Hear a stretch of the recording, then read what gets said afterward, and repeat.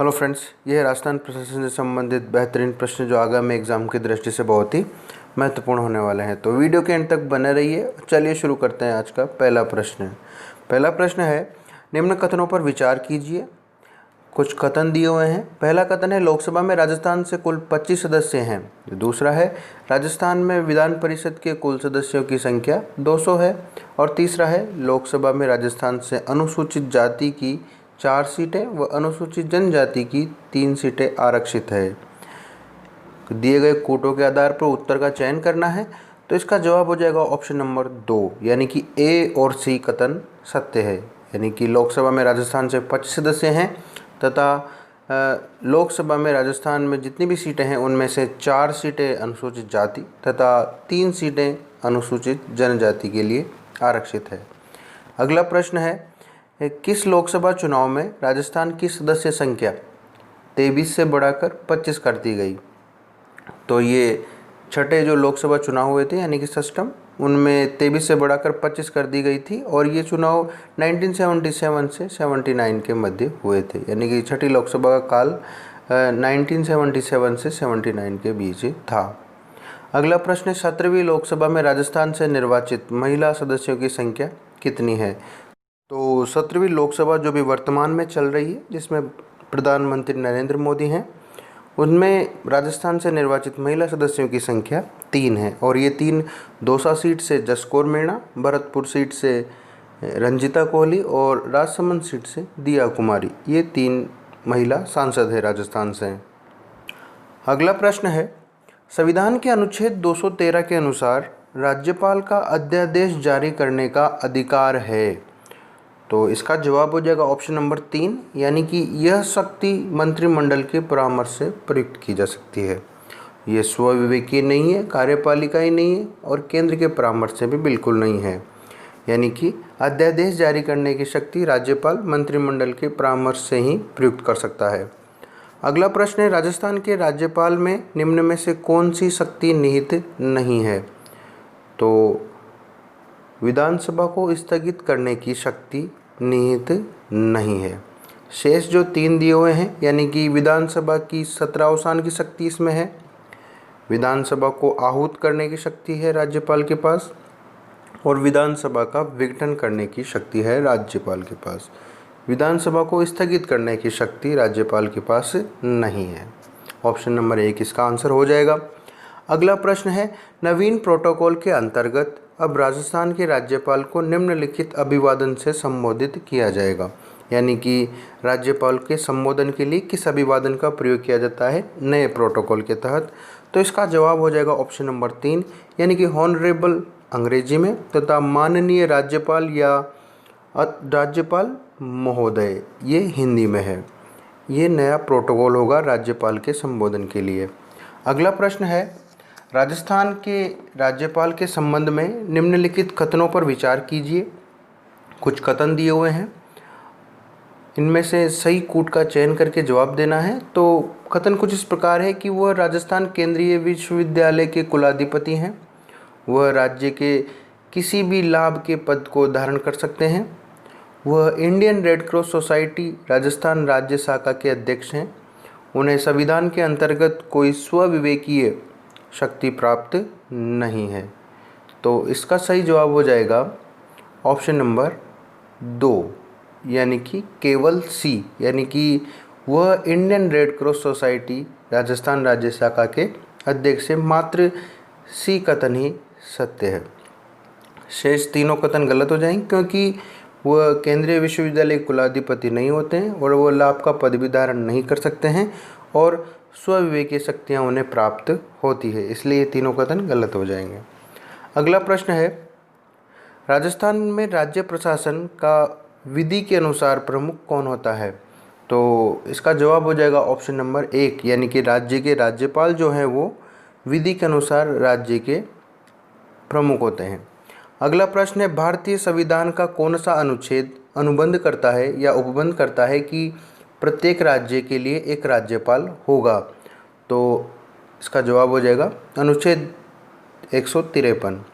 अनुच्छेद 153 कहता है कि प्रत्येक राज्य के लिए एक राज्यपाल होगा। अगला प्रश्न है राजस्थान में आखिरी बार जब राष्ट्रपति शासन लगाया गया तब राज्यपाल कौन थे? तो उस समय राज्यपाल एम चन्ना रेड्डी थे और ये 15 दिसंबर से 1992-93 के मध्य राज्यपाल थे और इस समय राष्ट्रपति शासन लगाया गया था। अगला प्रश्न है, एक राज्य के राज्यपाल के संदर्भ में निम्न कथनों में से कौन सा सही है? 4 कथन दिए हुए हैं। पहला है, राज्य की कार्यपालिका की शक्तियाँ इसमें निहित होती है। इनकी उम्र 35 वर्ष पूर्ण होनी चाहिए। यह अपने पद पर राष्ट्रपति की मर्जी से ही बने रहते हैं। तथा चौथा कथन है, इनकी बर्खास्तगी के कारण संविधान में उल्लेखित हैं, यानी कि राज्यपाल को हटाने के कारण संविधान में उल्लेखित है। नीचे दिए गए कूट के आधार पर सही जवाब का चयन करना है, तो इसका आंसर हो जाएगा ऑप्शन नंबर 2, यानी कि ए, बी व सी कथन सत्य है। चौथा कथन सत्य नहीं है क्योंकि बर्खास्तगी के कारण संविधान में उल्लेखित ही नहीं है। राज्यपाल को हटाने की प्रक्रिया संविधान में नहीं है। शेष तीनों कथन सत्य हैं, यानी कि कार्यपालिका की शक्ति उसमें निहित होती है। 35 वर्ष उसकी उम्र पूर्ण होनी चाहिए चुनाव के लिए या उसे राज्यपाल बनने के लिए, और वह अपने पद पर राष्ट्रपति के प्रसाद पर्यंत यानी कि राष्ट्रपति की मर्जी से ही रह सकता है। अगला प्रश्न है, कथन ए व कारण आर दिया हुआ है कुछ संदर्भ में। तो कथन ए इस प्रकार है कि सरकार या कमीशन की सिफारिश के अनुसार अनुच्छेद 356 का प्रयोग कम से कम होना चाहिए, और इसका कारण दिया हुआ है, जिन राजनीतिक दलों ने केंद्र में सरकार बनाई उन्होंने अनुच्छेद 356 का दुरुपयोग किया है। तो दिए गए कूट के आधार पर हमें सही जवाब देना है, तो इसका जवाब हो जाएगा ऑप्शन नंबर 3, यानी कि ए और आर दोनों सत्य है और आर जो कारण है वो कथन ए की सही व्याख्या करता है। यानी कि सरकारी आयोग ने कहा है कि अनुच्छेद 356 का प्रयोग कम से कम करना चाहिए, परंतु इसलिए करना चाहिए कि कई राजनीतिक दलों ने केंद्र में सरकार बनाई और उन्होंने इसका दुरुपयोग किया है। अगला प्रश्न है, राजस्थान में राष्ट्रपति शासन अब तक कितनी बार लगाया जा चुका है, यानी कि वर्तमान स्थिति तक राजस्थान में कितनी बार राष्ट्रपति शासन लग चुका है? तो अभी तक 4 बार लग चुका है, यानी कि ऑप्शन नंबर 3 इसका आंसर हो जाएगा। और ये 4 बार, पहली बार सरदार हुकुम सिंह के समय लगाया गया, दूसरी बार वेदपाल त्यागी, फिर रघुकुल तिलक और एम चन्ना रेड्डी के काल में लगाया गया था। अगला प्रश्न है, निम्नलिखित कथनों पर विचार कीजिए और इनमें से सही कूट का चयन कर उत्तर दीजिए। तो पहला कथन है, राज्यपाल अपने पद ग्रहण करने से पूर्व शपथ लेगा या प्रतिज्ञान लेगा। शपथ को ही प्रतिज्ञान कहते हैं। और दूसरा है, शपथ या प्रतिज्ञान का प्रारूप भारतीय संविधान की 3री अनुसूची में है। तीसरा कथन है, राज्यपाल उच्च न्यायालय के मुख्य न्यायमूर्ति या उसके अनुपस्थिति में जो ज्येष्ठतम न्यायाधीश है उसके समक्ष शपथ लेगा। चौथा कथन है, शपथ या प्रतिज्ञान की प्रक्रिया भारतीय संविधान के अनुच्छेद 159 में दी गई है।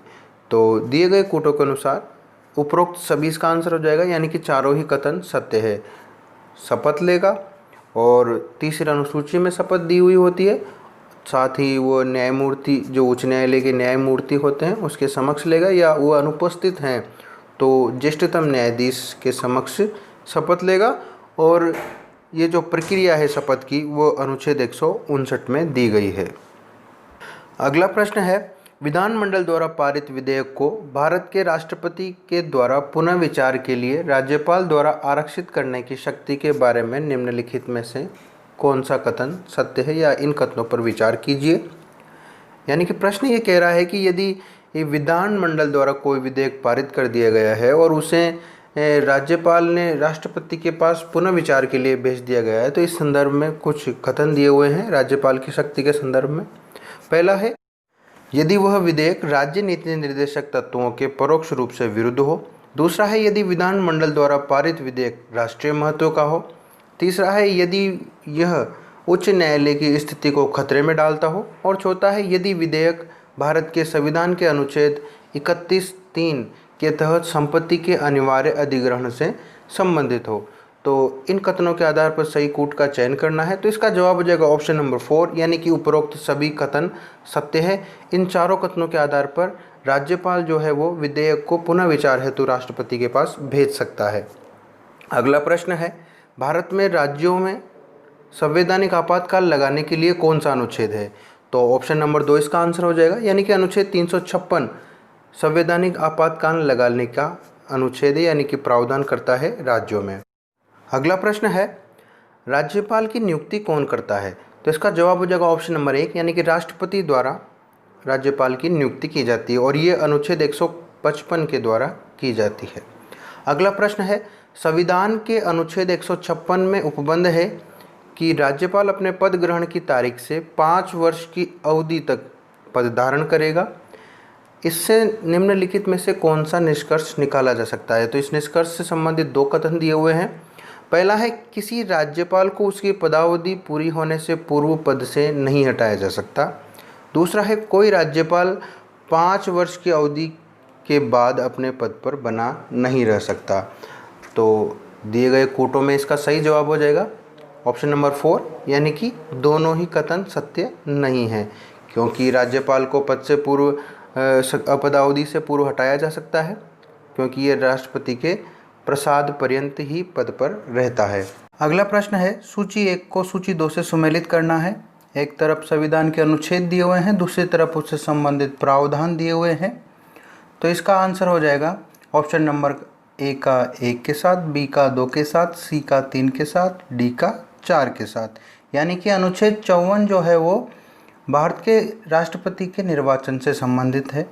अनुच्छेद 75 प्रधानमंत्री और मंत्रिपरिषद की नियुक्ति से संबंधित है और अनुच्छेद 155 राज्य के राज्यपाल की नियुक्ति से संबंधित है और अनुच्छेद 164 जो है वो राज्य के मुख्यमंत्री और मंत्रिपरिषद की नियुक्ति से संबंधित है। अगला प्रश्न है, भारतीय नवाचार प्रोटोकॉल के अनुसार अग्रता के क्रम में निम्न में सबसे पहले कौन आता है? तो अपने राज्य में राज्यपाल, यानी कि ऑप्शन नंबर 3 इसका आंसर हो जाएगा। अपने राज्य में जो राज्यपाल है वो अग्रता के क्रम में सबसे पहले आता है। शेष तीनों जो दिए गए हैं वो इससे बाद में आते हैं। अगला प्रश्न है, निम्नलिखित में से कौन सा कथन सही है? कथन कुछ इस प्रकार है कि भारत में एक व्यक्ति एक ही समय में 2 या 2 से अधिक राज्यों का राज्यपाल नियुक्त नहीं किया जा सकता। भारत में राज्यों के उच्च न्यायालयों के न्यायाधीश राज्यपाल द्वारा उसी प्रकार नियुक्त किए जाते हैं जिस प्रकार सर्वोच्च न्यायालय के न्यायाधीश राष्ट्रपति द्वारा नियुक्त किए जाते हैं। और तीसरा कथन है, भारत के संविधान में राज्यपाल को उसके पद से हटाने संबंधी प्रक्रिया का निर्धारण नहीं किया गया है। और चौथा कथन है, अगर किसी संघीय क्षेत्र में कोई विधायिका है तब मुख्यमंत्री की नियुक्ति उपराज्यपाल द्वारा बहुमत के समर्थन के आधार पर की जाती है। तो इन चारों कथनों में से सही कथन हो जाएगा ऑप्शन नंबर 3, यानी कि भारत के संविधान में राज्यपाल को उसके पद से हटाने संबंधी किसी प्रक्रिया का निर्धारण नहीं किया गया है। शेष तीनों कथन गलत हो जाएंगे, क्योंकि एक व्यक्ति एक ही समय में 2 या 2 से अधिक राज्यों का राज्यपाल नियुक्त किया जा सकता है और साथ ही जो उच्च न्यायालय के न्यायाधीश हैं वो राष्ट्रपति द्वारा नियुक्त किए जाते हैं और मुख्यमंत्री की नियुक्ति राज्यपाल द्वारा की जाती है। ये विधानसभा में बहुमत का नेता होता है, इसी आधार पर राज्यपाल नियुक्त करता है। अगला प्रश्न है, राज्य के राज्यपाल से संबंधित निम्नलिखित में से कौन सा कथन सही है? कथन कुछ इस प्रकार है कि राज्य की कार्यकारी शक्ति राज्यपाल को प्राप्त होती है, उसे 35 वर्ष की आयु से कम आयु का नहीं होना चाहिए, वह राष्ट्रपति की सहमति से ही पद पर बना रहता है और राज्यपाल को पदच्युत करने का आधार यानी कि प्रक्रिया का उल्लेख संविधान में किया गया है। तो इन सभी जो कथन दिए हुए हैं चारों, उनमें से सही जवाब हो जाएगा पहला, दूसरा और तीसरा, यानी कि ऑप्शन नंबर 2 इसका आंसर हो जाएगा। पहला, दूसरा, तीसरा कथन सत्य है, अर्थात राज्य की कार्यकारी शक्ति राज्यपाल को प्राप्त होती है, वो 35 वर्ष की आयु से कम आयु का नहीं होना चाहिए और वो राष्ट्रपति के प्रसाद पर्यंत ही पद पर बना रहता है। और चौथा कथन इसलिए गलत हो जाएगा क्योंकि पद से हटाने की प्रक्रिया के बारे में संविधान में कोई चर्चा नहीं है, क्योंकि वो राष्ट्रपति के प्रसाद पर्यंत ही पद पर रहता है। अगला प्रश्न है, राज्य विधानसभा में धन विधेयक केवल किसकी अनुशंसा से प्रस्तुत किया जा सकता है? तो जो धन विधेयक है राज्य विधानसभा में राज्यपाल की अनुशंसा से ही प्रस्तुत किया जा सकता है, यानी कि ऑप्शन नंबर 4 इसका आंसर हो जाएगा। अगला प्रश्न है, निम्नलिखित में से किस संविधान संशोधन अधिनियम में एक ही व्यक्ति को 2 या 2 से अधिक राज्यों का राज्यपाल बनाने संबंधी प्रावधान किया गया है? तो इसका जवाब हो जाएगा ऑप्शन नंबर 2, यानी कि जो 7वां संविधान संशोधन अधिनियम था जो 1956 में आया था, उसके तहत एक व्यक्ति को 2 या 2 से अधिक राज्यों का राज्यपाल बनाया जा सकता है। अगला प्रश्न है, अनुच्छेद 154 में उल्लेख है कि राज्यपाल अपने कार्यकारी अधिकारों का प्रयोग सीधे अथवा अपने अधीनस्थ अधिकारियों के माध्यम से कर सकता है। यहाँ अधीनस्थ शब्द में कौन शामिल है? तो ऑप्शन नंबर 1 यानी कि सभी मंत्री व मुख्यमंत्री इस अधीनस्थ शब्द के अंतर्गत आते हैं, जिनके माध्यम से राज्यपाल अपने कार्यकारी अधिकारों का प्रयोग सीधे अथवा अधीनस्थ अधिकारियों के माध्यम से कर सकता है। इसलिए अधीनस्थ शब्द में सभी मंत्रिपरिषद यानी कि मंत्री व मुख्यमंत्री आते हैं। अगला प्रश्न है, राज्य में संवैधानिक आपातकाल घोषित होने की स्थिति में राष्ट्रपति क्या कर सकता है? इस संबंध में कुछ कथन दिए हुए हैं, हमें इनमें से सही आंसर चुनना है। तो कथन कुछ इस प्रकार है कि राज्य सरकार व उच्च न्यायालय के सभी कार्यों की जिम्मेदारी स्वयं ले सकता है, घोषणा कर सकता है कि राज्य विधानसभा की शक्तियां राज्यपाल के अधिकार में रहेगी, उच्च न्यायालय को छोड़कर राज्य सरकार के सभी कार्यों की जिम्मेदारी स्वयं ले सकता है, और चौथा कथन है वह घोषणा कर सकता है कि राज्य विधानमंडल की शक्तियां संसद के अधिकार में रहेगी। तो इसका आंसर हो जाएगा ऑप्शन नंबर 1, यानी कि कथन 1 व 2 सत्य है, अर्थात राज्य सरकार व उच्च न्यायालय के सभी कार्यों की जिम्मेदारी वह स्वयं ले सकता है, साथ ही विधानमंडल की सभी शक्तियां राज्यपाल के अधिकार में रहेगी, ये घोषणा वो कर सकता है। अगला प्रश्न है, राज्यपाल की अध्यादेश जारी करने संबंधी शक्तियों के संबंध में निम्नलिखित में से कौन सा कथन सत्य है?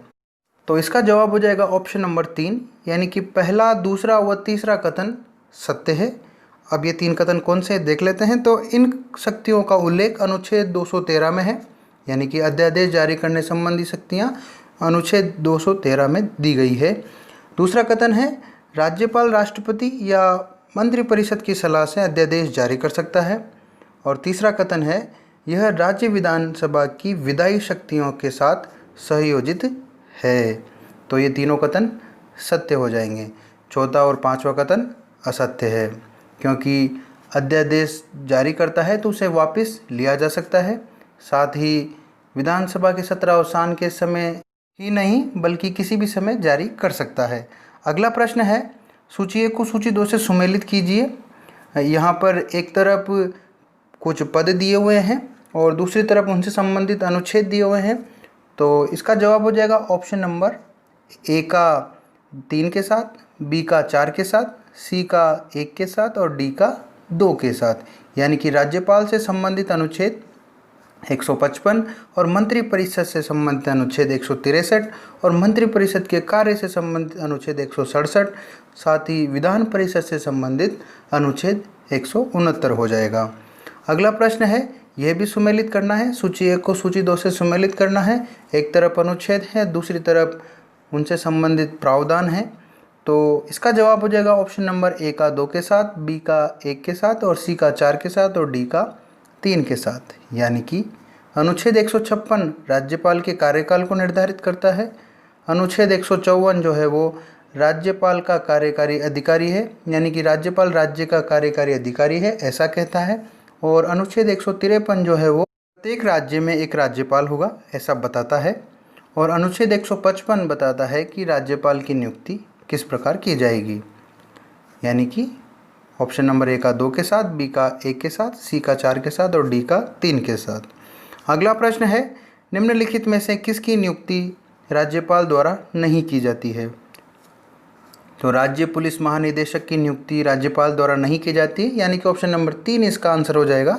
शेष बाकी जो तीनों कथन हैं, यानी कि राज्य मंत्रिपरिषद, राज्य महाधिवक्ता और राज्य लोक सेवा आयोग के सदस्य, इन सभी की नियुक्ति राज्यपाल द्वारा की जाती है। अगला प्रश्न है, कथन व कारण दिया हुआ है। कथन कुछ इस प्रकार है कि राज्यों में मंत्रिमंडल के उत्तरदायित्व का सिद्धांत संघ के मंत्रिमंडल के उत्तरदायित्व के सिद्धांत से भिन्न होता है। और कारण इस प्रकार दिया हुआ है इसका कि भारत का संविधान भारत के राष्ट्रपति को कोई कार्य अपने विवेक में करने की शक्ति देता है, साथ ही यह राज्यपाल को भी कुछ कार्य अपने विवेक में करने के लिए प्राधिकृत करता है। तो दिए गए कूटों में इसका आंसर हो जाएगा ऑप्शन नंबर 4, यानी कि ए गलत है परंतु आर सही है। इसका कारण स्पष्टतः नहीं होता है, परंतु आर सही है और ए गलत है, क्योंकि दोनों एक ही सिद्धांत पर आधारित होते हैं। साथ ही राष्ट्रपति को स्वविवेकीय शक्तियाँ प्राप्त है और कुछ शक्तियाँ राज्यपाल को भी प्राप्त है। अगला प्रश्न है, राज्य के राज्यपाल से संबंधित कुछ शक्तियों के कथन दिए हुए हैं, हमें इनमें से सही कथन चुनना है। कथन कुछ इस प्रकार है कि राष्ट्रपति के समान ही कार्यकारी, विधायी और न्यायिक शक्तियाँ प्राप्त होती है राज्यपाल को। दूसरा है, उसे सदैव मंत्रिपरिषद की सलाह और सहायता से कार्य करना होता है। और तीसरा है, उसे राज्य लोक सेवा आयोग के सदस्यों को नियुक्त व पदच्युत करने की शक्ति होती है। तथा चौथा है, विभिन्न मंत्रियों में सरकारी कार्य के बंटवारे का अधिकार उसे प्राप्त होता है। तो दिए गए कूटों में इसका आंसर हो जाएगा ऑप्शन नंबर 3, यानी कि कथन पहला व चौथा कथन सत्य है, अर्थात उसे राष्ट्रपति के समान ही कार्यकारी, विधायी और न्यायिक शक्तियाँ प्राप्त है। साथ ही वह विभिन्न मंत्रियों में सरकारी कार्य के बंटवारे का अधिकार भी प्राप्त होता है उसे। दूसरे व तीसरे कथन की बात करें तो ये गलत हो जाएंगे, क्योंकि वो हमेशा मंत्रिपरिषद की सलाह से कार्य करे, ये उसके विवेक पर निर्भर करता है, क्योंकि उसे स्वविवेकीय शक्तियाँ भी प्राप्त होती है। साथ ही राज्य लोक सेवा आयोग के सदस्यों को नियुक्त करने का अधिकार होता है और पदच्युत करने का अधिकार उसे नहीं होता है। अगला प्रश्न है, राज्यपाल का कार्यकाल सामान्यतः होता है, तो ऑप्शन नंबर 3 इसका आंसर हो जाएगा, यानी कि सामान्यतः राज्यपाल का कार्यकाल 5 वर्ष का होता है। अगला प्रश्न है, निम्नांकित में से कौन सा अधिकार राज्यपाल को नहीं है? 4 अधिकार दिए हुए हैं, यानी कि 4 कथन हैं इससे संबंधित। पहला है, मुख्यमंत्री की नियुक्ति का अधिकार राज्यपाल को है। मुख्यमंत्री की सलाह से अन्य मंत्रियों की नियुक्ति करना उसका अधिकार है।